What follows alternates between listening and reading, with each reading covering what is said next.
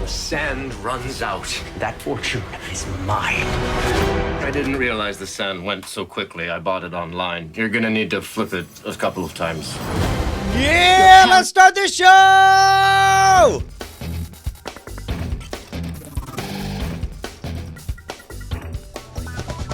Welcome to Cordkillers, our mission to report the intel from the front lines of the cord-cutting revolution so you, my friends, have the information you need to be able to just watch the things you want to watch, when you want to watch them, where you want to watch them, on whatever damn device you want to watch them on. I'm Tom Merritt. Hey, man, I'm Brian Brushwood, and more importantly, I have a confession to make. I never read those Lemony Snicket books. I never saw the old Lemony Snicket movies, but I do like me some Neil Patrick Harris, and that looked damn funny on that trailer for the new Netflix series. Say 10 hail Neil Patrick Harris's Go and Sin No More, my son. I have never read them either, so I'm right there with you. And I was not blown away by trailers for the movie, which I also never saw, so I'm not going to condemn the movie itself.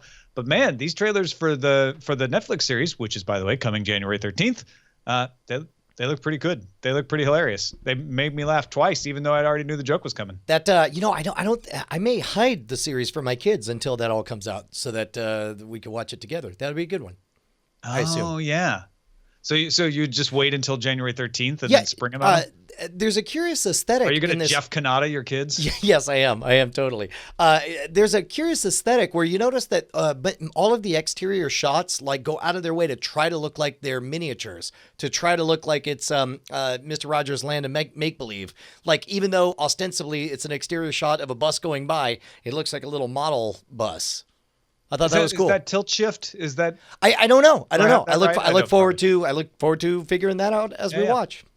All right, well, that's one thing that's coming up. We're going to tell you other shows that you can watch coming up, but let's start with our primary target.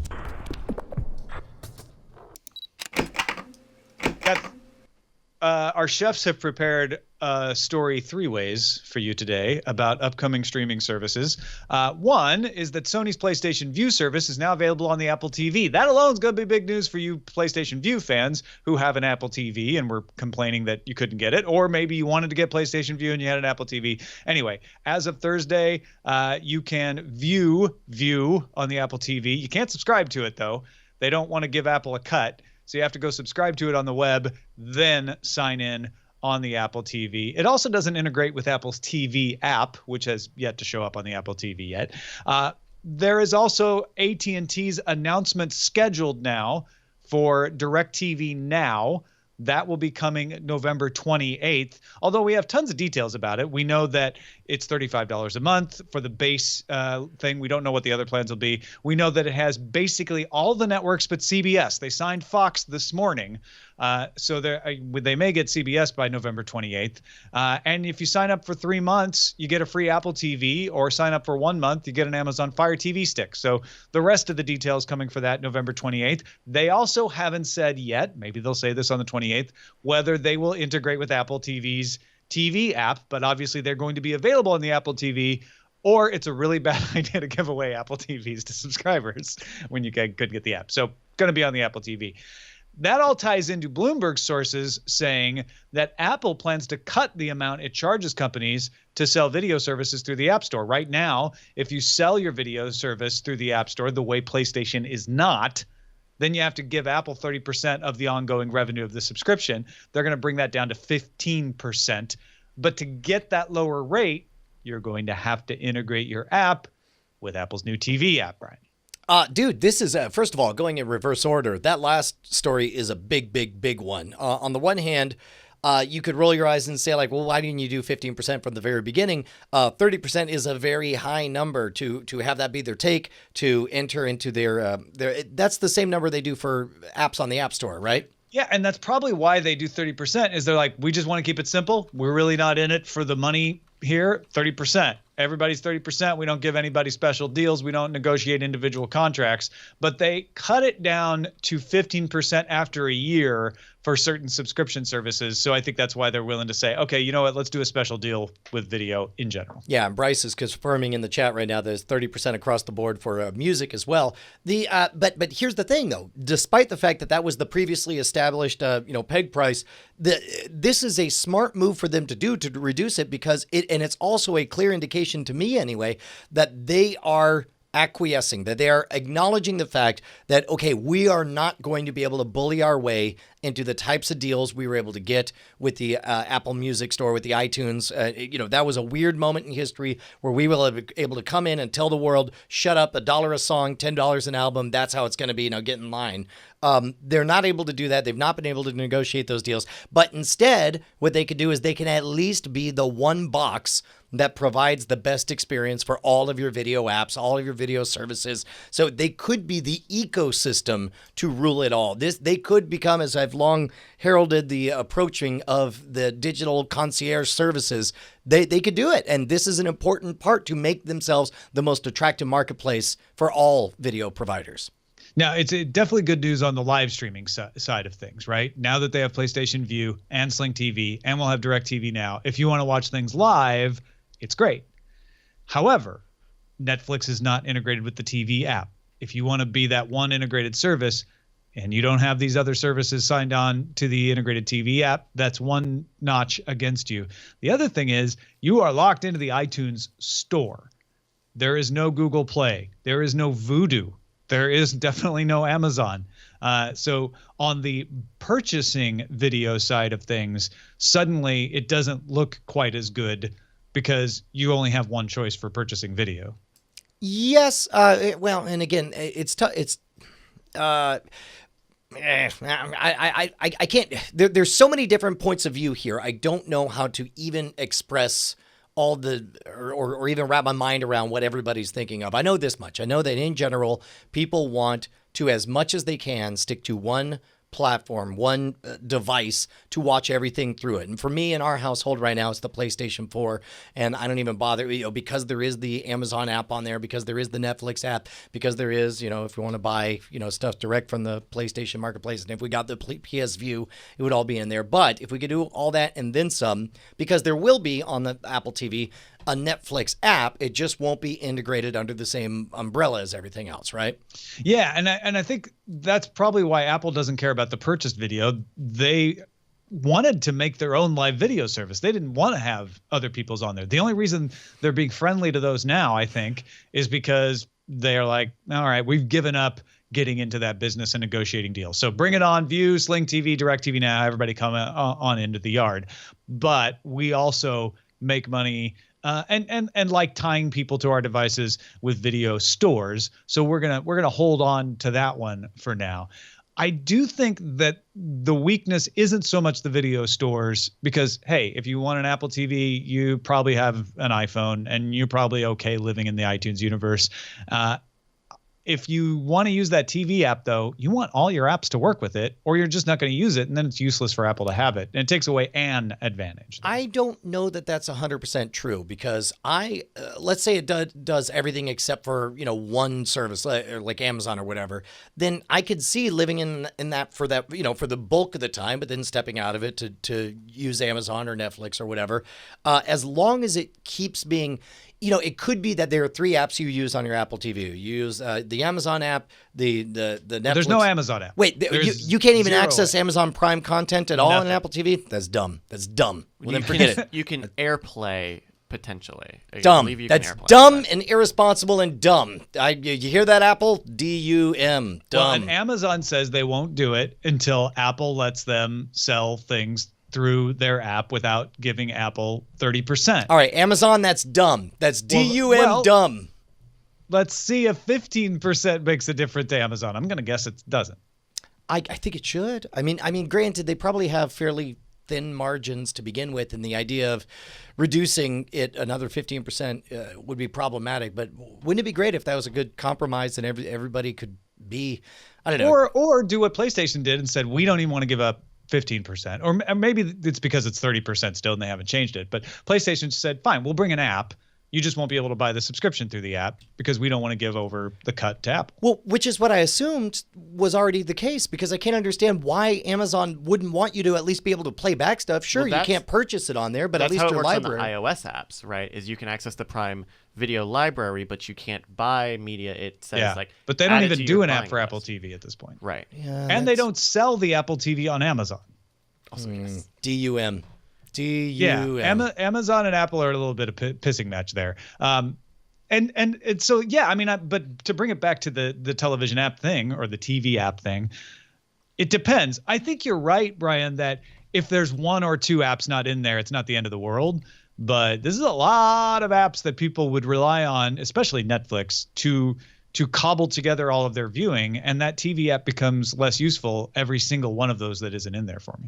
Yeah, but again, this is one of the weird attributes of a fluid marketplace. Just as, everybody, in the early days of negotiation kept swearing, no, we'll never do streaming only. We'll never have an over-the-top service or whatever. There's a lot of things you say to please your shareholders. There's a lot of things you say to indicate to other negotiators that this point matters a lot to me. Or matters more than you think it does. So it's difficult to know who they're really talking to at this point by their actions and their telling inactions in many of these things. Yeah, I mean, it just sounds like Apple's not able to get people to come to the table yet, but it's very well spoken that doesn't mean people won't. When Apple launched video on the iPod all those years ago, people criticized it because they only had ABC and a few NBC shows.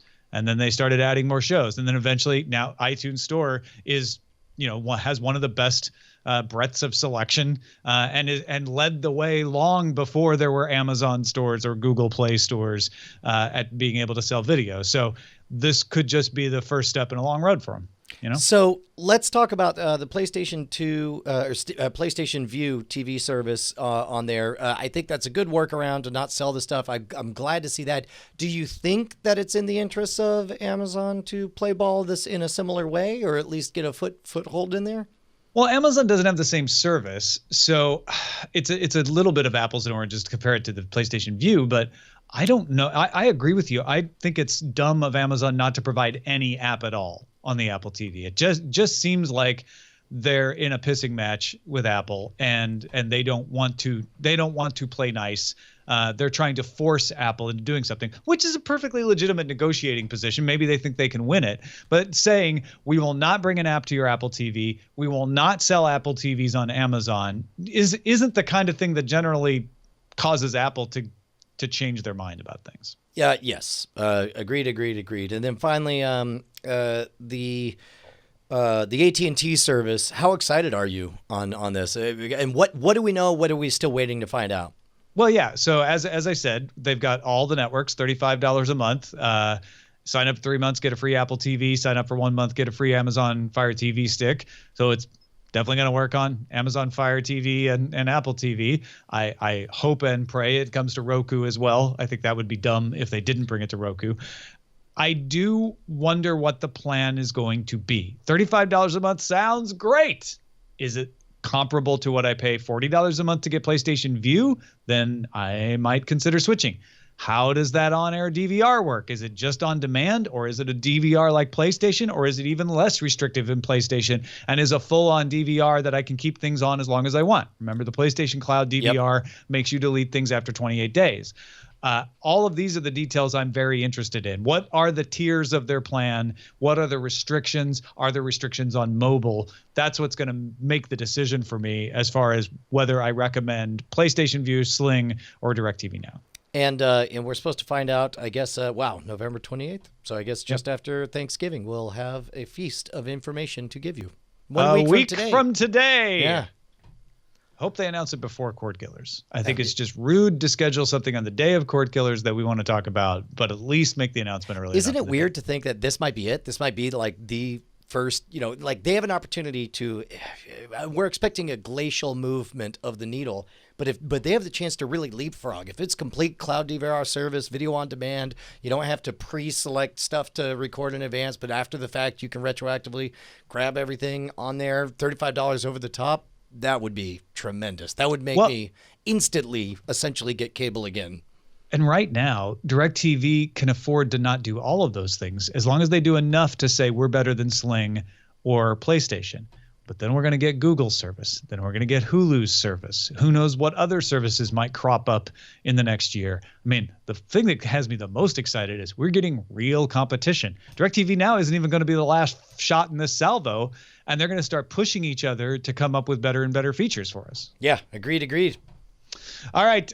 Speaking of features, one of our favorite features is that we're supported entirely by you, the listeners, at patreon.com/cordkillers. And Norm from Visalia wrote in and said, "Hey, Brian and Tom, I know back in the day the show was over $2,000 an episode on Patreon, but now it seems like it's below $1,800. I'm assuming that the money you have coming in from a lesser number is still enough to keep the lights on. However, is there a number below which you guys can't continue? Hopefully we're well above that number. And I doubled my pledge to a whole $2 an episode to help out." Well, first of all, Norm, thank you for doubling your pledge. That's fantastic. We really appreciate that. Yeah, no, that's huge, huge, huge. And Patreon is a funny animal. There's a great website if you want to kind of see how things are trending. If you go to Graftreon, GRAPHTREON.com, and you could do /creator/name of whatever it is, or in our case, creator/Cordkillers. You are correct in that we are shedding patrons at a reasonable clip. It looks like we've lost over the last 3 or 4 months about 100 of them, but much to our delight, the per episode contributions are up, up, up. We're actually making more money than we made 4 months ago because so many people have made that jump from contributing a dime an episode up to $1 an episode. And to be honest, that's probably the best thing, because when we first started, there was a lot of enthusiasm. We had some insane, $100 an episode pledges, stuff that we knew was not sustainable in the long term. But as we get closer and closer to all of our patrons contributing $1 an episode, at least, or $2 in your fantastic case, then the show becomes highly diversified and becomes healthy. As long as we keep it over that $1,500 an episode mark, then we are solvent for forever, as best I can tell. Yeah. And just remember, folks, we do it for you. If you're supporting the show, that's why we're doing it. If you're not supporting the show on Patreon, we're doing it for them, and you get the benefit of it. So thank them for supporting the show. Thank a patron today. Write them a sweet note. Patreon.com/Cordkillers. All right, let's talk about how to watch the things that we watch. So the old Grand Tour folks, these are the former Top Gear hosts, Jeremy Clarkson and friends, put up a video announcing that the show is coming on last Thursday. In fact, it just premiered to the UK, Germany, and Japan, and then addressed a complaint from an angry fan who said he would never watch the Grand Tour because he was so upset that it wouldn't be available in Australia, that even if he could watch it in Australia, he wouldn't. So in true Jeremy Clarkson style, he said, well, good news, Amazon Prime Video is going to make the Grand Tour available in 200 countries starting in December. And he said, so everyone in Australia will be able to watch it except for you, the guy who just wrote in, because you decided you're going to watch it anyway. Love it. Did you take a look at the premiere? I took a very quick glance at it right before the show just to see how it opens. And it opens with a big middle finger to the BBC, using a shot of London that is an iconic shot that the BBC uses in their logo, playing a little clip of "Will Not Be Renewed" on a radio station in a gloomy London. Then Clarkson getting to LA, somehow being able to get an Enterprise rental car from short-term parking at LAX, and then driving away listening to "It's going to be a bright, sunshiny day." Even mimicking a bit of the open of Top Gear that they used to use for Clarkson, just plastered with that stuff. But Bryce, you watched the whole thing, right? Yeah, I watched it after a buddy of mine in town recommended it to me, and I think it's great. I think having seen some other Amazon stuff that we'll talk about later, I think this is a huge mainstream appeal show for Amazon. I think they've had success with things like Transparent. But I think this is something that a lot of people could be really interested in, and Amazon has pulled out all the stops. This is a very expensive show. They're only doing 12 episodes a season, but they're doing them in tons in 12 different countries around the world with this big portable studio tent that they're filming all their studio segments in. But it's a fantastic show, and from the little bit that I watched of the original Top Gear, it seems pretty faithful to the format of that show, where you've got little comedy bits and commentary and discussion, as well as these longer film pieces that they intersperse. I think it's great, and Jeremy Clarkson and the other hosts have chemistry, and you can't just create that. Like, that's something that comes out of these guys knowing each other and being friendly for a long time. And that sort of comedy is rare and really special. So I think, it's a good timing for Amazon to open this up to a bunch of other countries. And I think it could be huge. So that was my takeaway. Well, I'm sure they'll report their numbers immediately. No, probably not. We'll probably have to hear Nielsen fake numbers. Yeah. Well, and the other interesting thing about this is the Grand Tour being used as a way to say, hey, guess what? The Grand Tour is going to be available in 200 countries in December is awesome for the Grand Tour, because a lot of people, that was their biggest complaint was, I love Top Gear. I could get Top Gear on my channel here in my country. I don't have Amazon Prime Video. If this is exclusive to Amazon Prime Video, what is the deal with that? So that angry emailer was representative of a lot of people. They said the Grand Tour will be available in more than 200 countries in December, implying that Amazon Prime Video is coming there. But Amazon, as far as I know, has not made any statement that Amazon Prime Video at large is launching there. And Nick actually wrote in wondering, he's like, what can I expect from Amazon Prime Video content when it begins full operations in Australia next September? I remember when Netflix started here, they had most of their exclusives, except for a couple like Star Trek and Breaking Bad, that were licensed. Is Amazon Prime library full of exclusives that Amazon owns? Will I be able to get Man in the High Castle and The Tick, or will those be excluded? And we don't have any of those details. Yeah. Is there any chance that they could be factually accurate saying that the Grand Tour will come to 200 countries and that method may not be by Amazon? Because keep in mind, Netflix commissioned the House of Cards, but then distributed it through non-Netflix traditional television outlets. Is there a chance that Amazon's making a similar play? It was pretty clear from what Clarkson said in the video that this is coming to Amazon in those 200 countries. Okay. That it wasn't it's going to be available in 200 countries somehow. Check your local listings. But it doesn't mean that it has to be Amazon Prime Video. It could be that you just go to Amazon.com and if you're in Australia, you click on the Grand Tour link and you watch it there, rather than getting the full-blown service. Too much scrolling in the chat says, check your local torrents, people. Check your local torrents for showtimes, which will be as soon as your torrent finishes downloading. Amazon is definitely making a move here to address, like, we get it. We know that you don't want to have to get it on torrents. Like, isn't that a crazy situation where it's a company like, we know torrents isn't the best way, so we're making it available in 200 countries, rather than like, we're going to sue the pants off you if you try to get this somehow, and we're not going to give it to you, which is the way that companies have done it up until now. Yeah, absolutely. Interesting. I mean, what a novel approach to have the best, most pleasant experience be the legal one. Hey. And the other thing is Grand Tour releasing Fridays, 36 episodes over 3 years, not here's a bunch all at once. Right. It's every week. Yeah, I don't know how I feel about that. I kind of like the short, bursty stuff. I think what Netflix is doing with Black Mirror, I think the chunked release is the right way to go. I think week by week is too frustrating and too easy for me to forget, and I think that's part of why Community had a hard time resonating with the Yahoo release. But who knows? Maybe it was just the quality of the content and the Grand Tour will do just fine. But I suspect that I would be more likely to. Let me put it this way. I will not invest in even the first episode if I know it's going to have to be waiting a week, like an ongoing thing I have to remember to do to keep watching it from there. I'll let several episodes build up before I start watching. And it's not like Grand Tour. I mean, I guess it's kind of part talk show, but it's not like maybe I shouldn't say this because I never watched Top Gear that much, but I don't get the impression that it's timely, that it's time sensitive. It is. If the first episode is any indication, it's not. Yeah. So doesn't seem like there's a reason, like Chelsea Handler on Netflix, like she wants to talk about current events. So of course they can't release those in bulk because she wants to have them talking about whatever happened that week.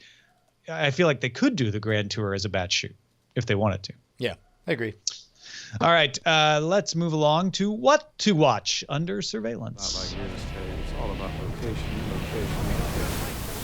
Under surveillance. All right, so you've gone through all of the permutations to get your streaming service in your box and all of that stuff.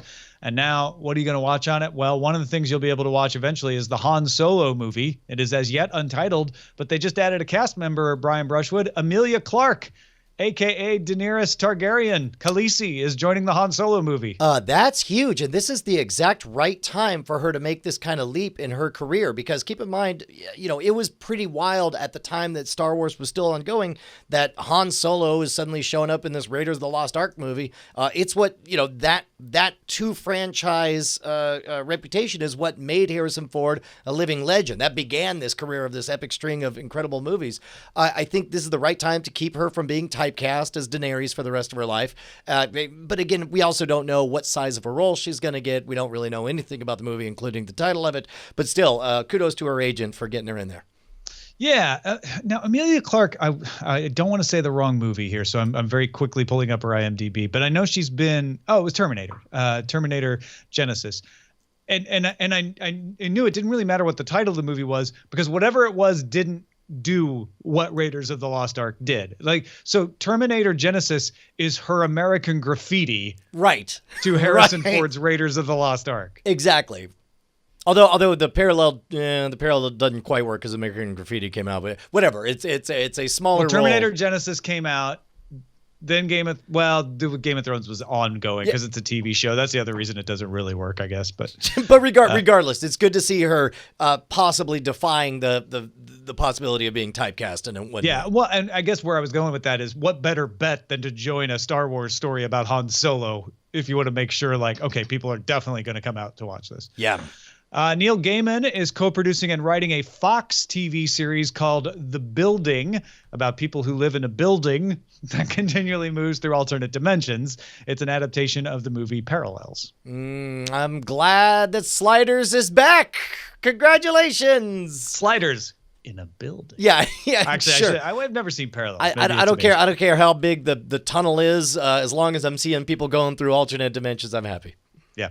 ABC's The Inhumans, based on the Marvel characters, will bring its first 2 episodes to IMAX theaters for 2 weeks in early September next year, before the show starts airing on TV. Then, so that you don't abandon the TV series, if you go to see the IMAX versions, the TV version will have exclusive scenes not shown in theaters.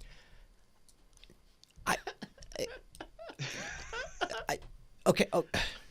Okay. So I think we can recreate the meeting in which this happened, right?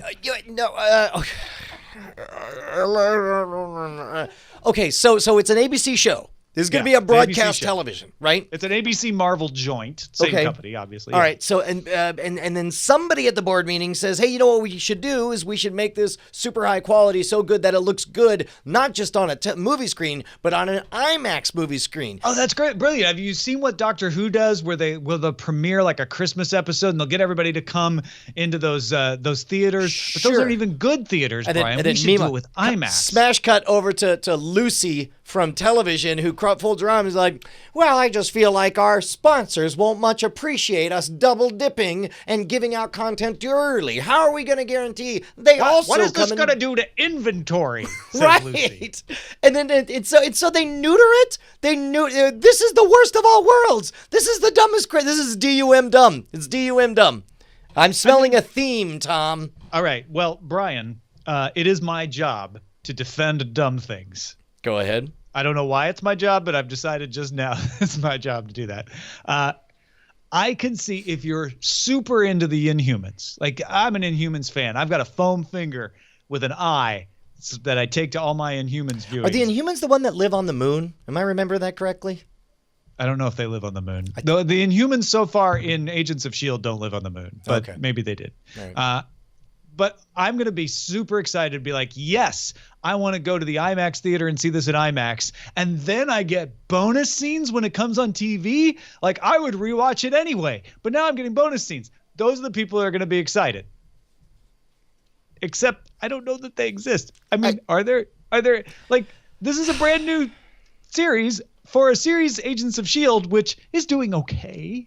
It's not failing, but it's not like a cult hit like Westworld or Game of Thrones or anything like that. You know, I wonder if this is also kind of a forced marriage. Maybe at some point somebody said, like, yeah, I was doing golf with my buddy over at IMAX. I promised him we'd do some kind of crossover thing. Don't worry, it doesn't have to be the whole real show. Just as long as we can have some event a couple of weeks beforehand. Doesn't even have to be the actual episode. Something close So to Michelle took me to that new IMAX theater down in Playa. Have you been there? It's amazing.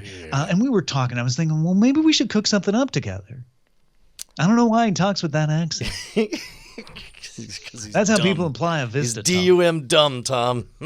Finally, Netflix will have 3 comedy specials from Dave Chappelle, who is the opposite of DUM dumb. One is a stand-up special directed by Stan Latham. The other 2 we don't know. They are supposedly never-before-seen specials from Chappelle's vault. No other details were released, and no premiere date's been announced yet. So, and no indication of whether or not these are all stand-up performances or whether Just or not... the one. One is stand-up. Right. The other 2 we have no idea. But the mere fact that they say we know for sure one is stand-up, the other ones we don't know, I mean, might that imply to the very hopeful that we could get an experience? That's what I just said. Sure. Okay, Yeah. but can I at least hope and imagine that something like the Chappelle show that was might exist? Here's what Netflix said. Dave's 3 new specials promise to be some of the most anticipated events in comedy. All right. You're not helping. Shall we move on to what we're watching, Tom? What have you been watching? No. Before we move on, I think I cut you off from where you were going with that, which is like, are we going to get to see the classic Chappelle characters? And if I could give you some hope for that, he did revive some of them on Saturday Night Live when he hosted. Sure. Well, and what's funny is I don't really care about the characters so much as I care about the format. Seeing him in a sketch-based format, I think, is going to be much more of a nostalgia bomb for me than seeing a stand-up, which, of course, is exemplary. He's a fantastic guy. All right, let's get to what we're watching, but we have a challenge for you. Remember last week, Brian, that you said you were going to sign up for the 7-day free trial of Stars. Yeah, well, it was a cheap way for us to get to watch Big, that delightful movie directed by Penny Marshall that stars Tom Hanks. And I was able to do it totally free with the 7-day trial.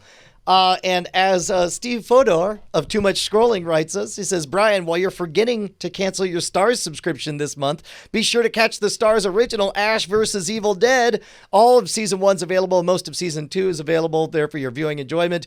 If you love the Three Stooges, slapstick, and way over the top blood and guts horror, Ash is the man. And, I'm just saying... maybe I discovered that on my own, and maybe I'm on episode 7 of season 1 of Ash vs. Evil Dead, and I realized that I wasn't going to get it done in the next 7 days. So, guess who's now a Stars subscriber? This is the classic win-win scenario of the 7-day free trial, right? Stars gets what they want, which is you didn't cancel. Yep. And you actually get something out of it, which is like, oh, I discovered this great show that I'm enjoying. Yeah, and if I remember correctly, I want to say in 2015, Ash vs. Evil Dead was one of the top-rated shows. It was the only of the top-rated shows that I hadn't seen. All the others I was familiar with. And so seeing it there pop up, I was like, oh, I think I'm in. And by the way, I am enjoying it quite a bit. I would love it, Tom, if you have 7 days, Tom, you can watch the whole thing for free. No, don't make me do it. Thanks to Steve from Too Much Scrolling for sending that along. And even if it didn't follow sequentially the laws of cause and effect, I'll give him credit for you watching Ash vs. Evil Dead. Well, I mean, his impulse was certainly dead on. By the way, if you haven't seen it, man, it really is. It's unapologetically a 25 year later follow-up to Army of Darkness. It just keeps on going, and he's unapologetically Ash. Bruce Campbell's amazing, and it's like he's wearing a girdle and just pulling out all the stops to look like the character he wants to be. It's great. He's amazing. All right. I also picked up a new series this week, and sometimes I think it's good for Brian and I to not watch the same thing so we can bring you different perspectives. My series, however, is very similar to Ash versus the Evil Dead in absolutely no way at all. The Crown, season 1 came to Netflix, as we mentioned a couple of weeks ago, and here's what happened is my sister-in-law had a baby. having that baby caused my wife to fly to San Jose to be with her sister when her sister was having a baby, which also caused my wife to have to watch their dog, which caused my wife to have nothing much else to do while she was watching the dog, and therefore started watching The Crown, which then made me go, well, crap, I got to watch The Crown too. And man, I'm glad I did. It was really good. And this covers the young queen's ascent to the throne. Yeah, it starts with King George the Sixth alive, still reigning, but he has been diagnosed with cancer. And so the first 2 episodes deal with his decline and what the government is doing. And they're scrambling around like, oh, crap, we have this 25-year-old woman who's going to ascend the throne. What do we do about it? There's also some things in there about her marrying Philip, Duke of Edinburgh, and what his station should be. And that theme is carried through the entire series of how does Philip deal with being a man's man of the mid-20th century, but having to defer to his wife, who is the queen of, not just England, but the entire Commonwealth of the United Kingdom.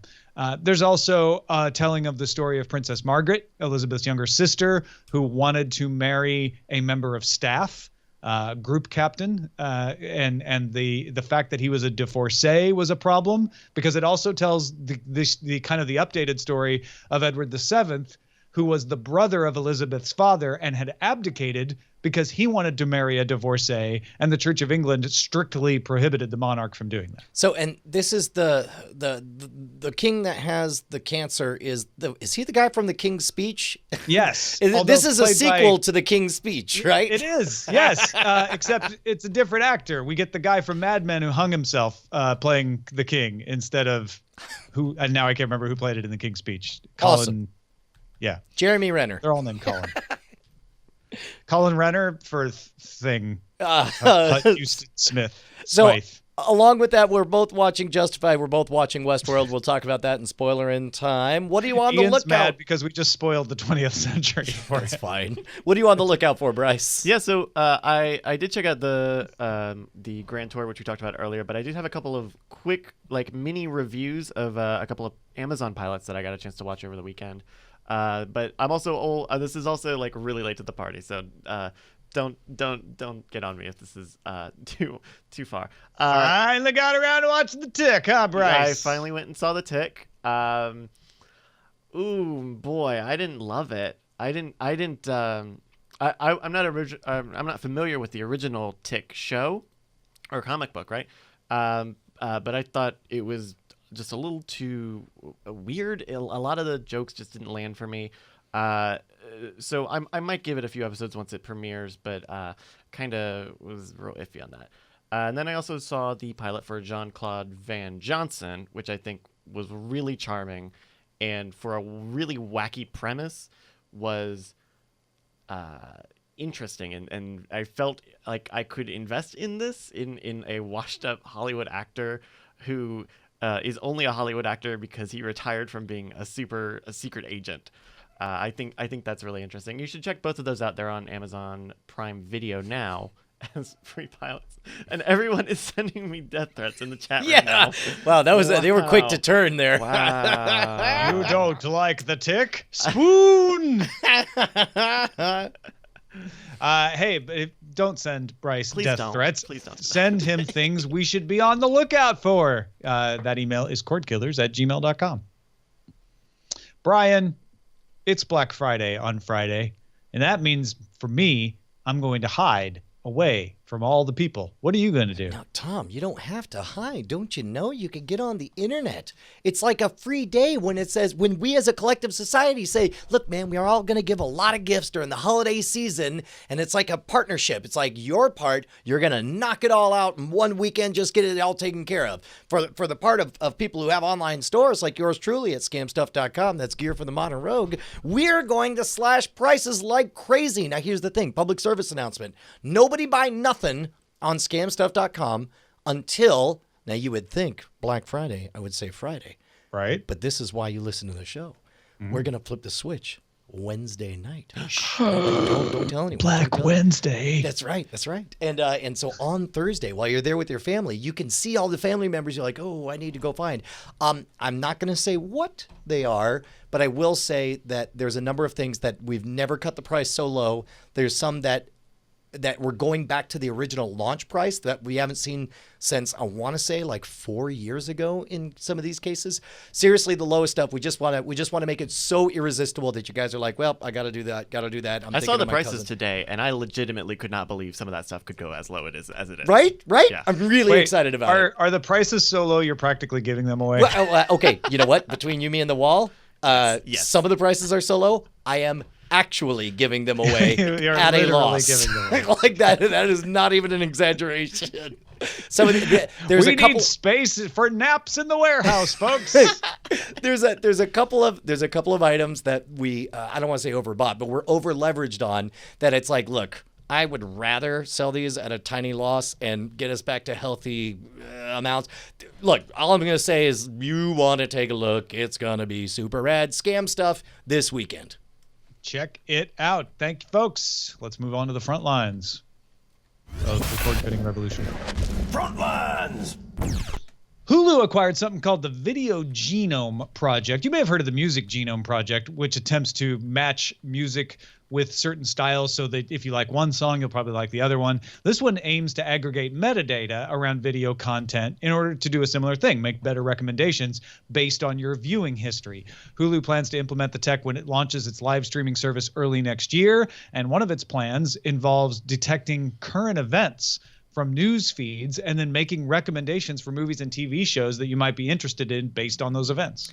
I'm sad it took us so long to get here, but I'm glad it's happening. In so many ways, we're realizing many of the promised benefits to the first generation of TiVo in the late 90s. You know, the ability to recognize the common threads between stuff you like and recommend other programming for it. I know that by and large, that Music Genome Project is pretty incredible when it comes to Pandora choices. There's a lot of bands I've discovered that way. Are you optimistic about this? I am. I think it'll be interesting to see it put in play. And I think it's super smart for Hulu to acquire it because Netflix has been trying to build this themselves to varying degrees of success.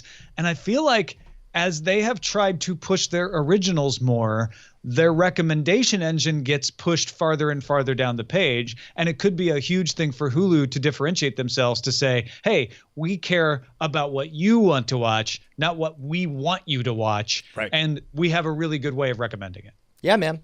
Meanwhile, users of the Tableau device for over-the-air reception and DVR functions can now access it through a new Xbox One app. Tableau costs $220 plus $5 a month for the guide. It has apps for most other streaming boxes like Roku, Fire TV, and Apple TV. Quick question, Tom. This $220 figure, if I remember correctly, we picked up a Tableau for review, and you still needed to buy an external hard drive to plug into it. I'm going to assume. No, that's a great question. Yeah, I don't know if that. I should have looked at that already. I should have thought about that earlier, but regardless, retailing at $220, and now you can access it through your Xbox, which is a smart thing to do because Xbox has pretty much announced they're not going to do a DVR. Yeah, so the Tableau over-the-air DVRs, next generation for cord cutters, you get the subscription, you choose from the apps, and it doesn't say whether you have to. It does look like you can do a USB hard drive. Got it. TableauTV.com is what I'm saying. Yeah, it doesn't say anything about internal storage. So a USB hard drive is required both for watching live TV and recording programming. So yes, the answer is $220, and you have to provide your own hard drive and your own antenna. And then you can have a DVR on your Xbox. Netflix has opened up 4K streaming for Windows PCs through the Microsoft Edge browser, not the Netflix app. Also, you need a 4K capable screen, not just a better than 1080 screen. It has to be fully 4K capable. Oh, and you need a 7th generation Kaby Lake Intel processor, which means even the new Microsoft Surface Studio won't be able to play these streams. But it's a start. My enthusiasm went from here to here to here to...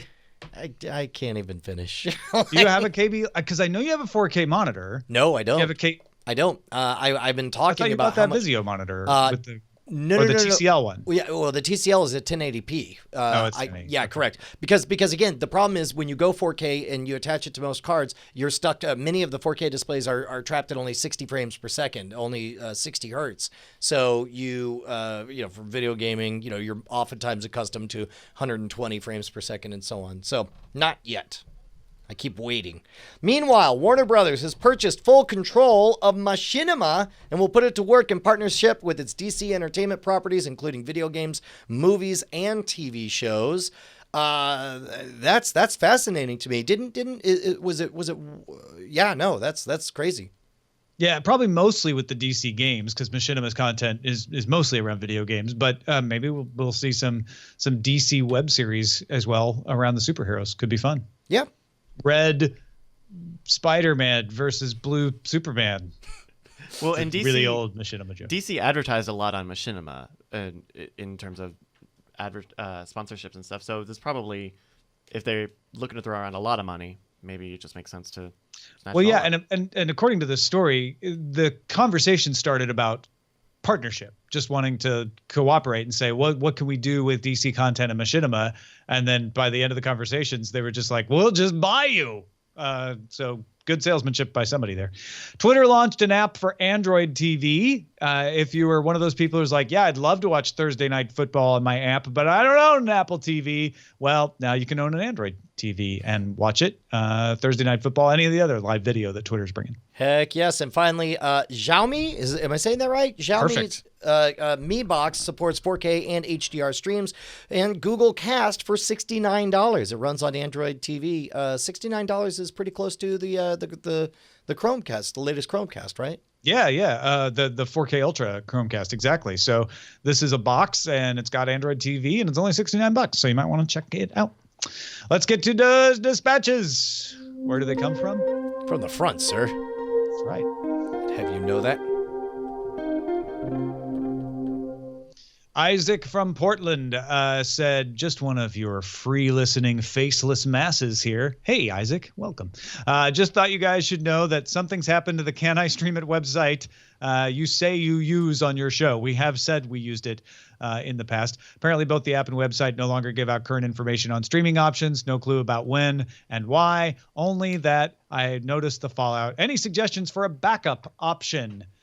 Yeah, we did mention that Can I Stream It was not really working anymore. It didn't seem to be updated. And since then, I have switched to Just Watch, which is got a great app, better integration with services. You can exclude services that you don't subscribe to so they don't show up in your results, which is helpful sometimes. Also, the Yahoo video guide is pretty good, even though it's from Yahoo. Yeah, we've talked about that before. Didn't it go under a different name previously? It was Fanhattan, I think, was the thing they purchased? That Fanhattan is a different thing. Okay. I thought it was some previous one, but regardless, yeah, the Yahoo video guide is very, very good. It's very comprehensive. Fanhattan changed to Fan TV. That's what it was. Okay. Got it. But Yahoo's video guide is now called the Yahoo Video Guide. Right on. Meanwhile, Joe writes in saying, I'm not a fan of Brian's coined, quote, convenience trumps fidelity, as I'm an advocate for HDR, low compression, and high quality monitors and speakers, ... But Brian's right. I have a question for you guys, and maybe the Cord Killer community. I would like to take my box of DVDs and Blu-rays downstairs, port them over to digital licenses. Is there a service out there that does this? I think Walmart did it for a while, but charged for it, which I think is ridiculous to have to upgrade my license, considering they were going to get user data and behavioral data out of this deal. Ideally, I'd love to convert my physical media to iTunes or Google Play at no charge. Is this possible? I gotta tell you, I'm gonna send up a beacon to. I'm putting up the Cord Killer signal to anyone who wants to write in with your preferred recommendation here, because best I'm thinking is you're looking at Handbrake and what's the thing that FFmpeg? What's that? FFmpeg? No. The service that lets your cloud stuff get shared with all your friends. Oh, Plex? Plex. Yes, I'm thinking Handbrake and Plex is what you're looking at. So yeah, that is the legal way to make a legitimate backup copy of your DVD, should it not have copyright protection on it. Some DVDs don't. If your DVD isn't copyright protected, you can use Handbrake to make a copy of it and put it on Plex. Done. Free. Absolutely what you want. If However, your DVD is copyright protected. You are not allowed to circumvent that copyright protection, even using Handbrake and its module that'll circumvent copyright protection, because that's against the law in the United States of America, a violation of the Digital Millennium Copyright Act, or DMCA, in which case you are right. Walmart through Vudu, V-U-D-U, Vudu, does provide a disc-to-digital service. They charge you a couple of bucks. It's not super expensive, but I know you said you wanted it free, and it's not free, because the way the industry sees it is you don't own the movie on the DVD, you own the DVD. And if you want the right to be able to watch that movie in a different format besides a DVD, then you should pay them for that right. That is not the right they sold you when they sold the DVD. Now, you may disagree with that. You may think it's stupid, but that's the way the law works. So if your movie qualifies and you're willing to give them $2 or $3, you can do disc to digital from Vudu. But not all movies are qualified under there because not everybody's given Vudu the rights to do that. I did it with Casablanca because I wanted to try it out. It worked flawlessly. It gave me a Vudu copy of it. And actually, you've used that digital copy quite a bit. So, your mileage may vary, but that's pretty much your only option. Yeah. Really wish if you want to stay on the right side of the law. Sure. Well, and plus, even then, though, even doing the digital transfer or the disc to digital Vudu solution, it seems like he's still going to experience a substantial loss in fidelity down from a Blu-ray to go to a streaming service like that. No, you should be able to get a 1080 version of it if it's in fact Blu-ray and it's disc to digital. I say that, but then I know that. Well, you used the right word. You said should, and there's no doubt you should be able to. Also, I just realized that this guy started his email saying, "I'm an advocate for HDR, low compression, and high quality monitors and speakers." I was going to say most people won't notice the difference. Joe might notice the difference. So the disc to digital conversion isn't really a conversion. It's just giving you access to the high def version, the HDX version that Vudu provides, which might not be up to snuff for Joe. It's a good point. Yeah. Well, regardless, please, if you have another recommendation for Joe, write us at cordkillers@gmail.com. A legal one. We know all the illegal ways Joe can go. Okay. If we're missing a legal way, we'd be interested in knowing that. Because you can just go torrent all the Blu-rays all day long and break the law. That's the easiest way to do it, right? Agreed. Well, that is it for this episode of Cord Killers. Our website is cordkillers.com. Our email address is cordkillers@gmail.com. We're live on diamondclub.tv Mondays at 7 p.m. Eastern, 4 p.m. Pacific. We were supposed to have Scott Johnson this week. We will have him next week. We'll see you then. Hey guys, Tom and Brian here. We just wanted to say thank you to all of our $5 patrons who keep us loud, live, and independent. You guys make Cord Killers the production that it is. Your name appears in the video credits and appears in our hearts. And if you'd like to become one of them or see who they are, you can go to patreon.com/cordkillers. You'll need to do more than just go there, though. You'll have to sign up and, pledge an amount. But unless you just want to see who they are. Well, you could gawk. That's a little creepy, isn't it? If you want to be a gawker, let's go. It's up to you. Diamond Club hopes you have enjoyed this program.